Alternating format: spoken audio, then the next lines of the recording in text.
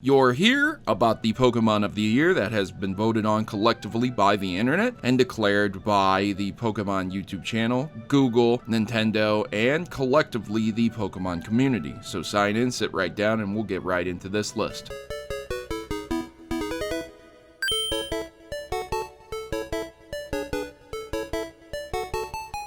So I'm going to go ahead and just spoil it for you that Greninja is the Pokemon of the Year, but I'm not really spoiling it because the Pokemon Company just posted it in the title, so you don't even have to watch their video to find out that Greninja won the #1 spot.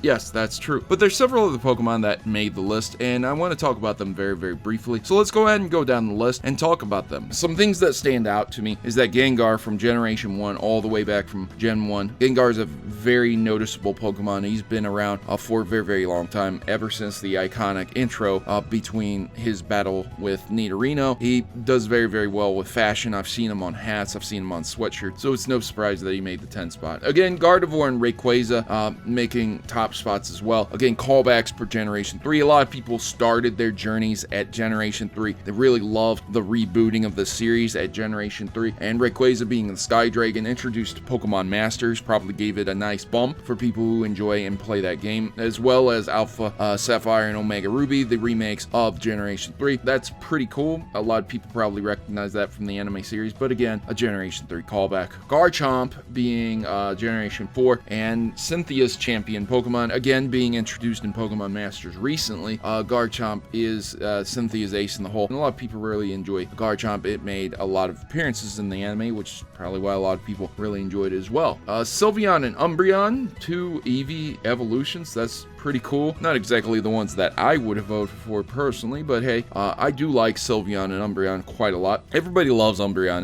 It's been a fan favorite for a long time, and Sylveon being the fairy type variation of that evolution. A lot of people really loved Sylveon when it came out, so that was a nice introduction to the fairy type, and a lot of people still love it, so it shows. Charizard made #4. I'd like to just kind of sit back and laugh for a second there. That's pretty crazy that one of Game Freak's #1 Pokemon only made the #4 spot.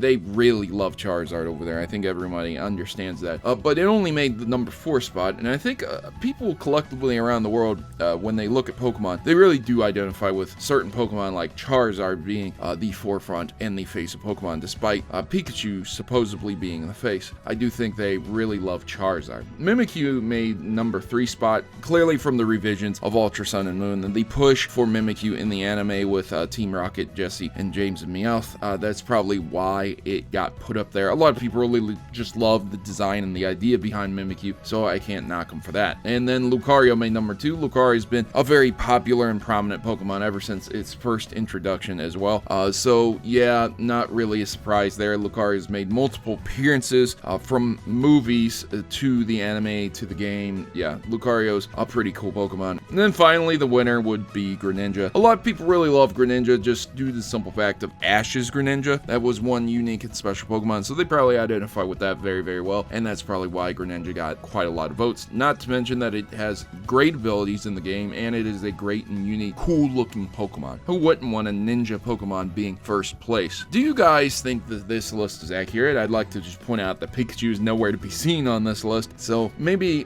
people will sit here and say, oh yeah, everyone's tired of Pikachu this, Pikachu that, but then again, Charizard is #4. Okay, yeah, he wasn't #1, but he's still on the list, and a lot of people do get tired of Charizard. So I'm very curious why Pikachu didn't make this list necessarily, but Charizard did, if everybody is tired of both Pikachu and Charizard. Are you tired of Charizard, and do you think he doesn't deserve to be on this list? And would you comment your own list in the comment section below? I await your replies, ladies and gentlemen, and I really appreciate you tuning into this video. You let me know your thoughts and opinions down in the comment section below. I've been your host, Protomario. As always, good gaming, God bless, and I'll see you in the next one.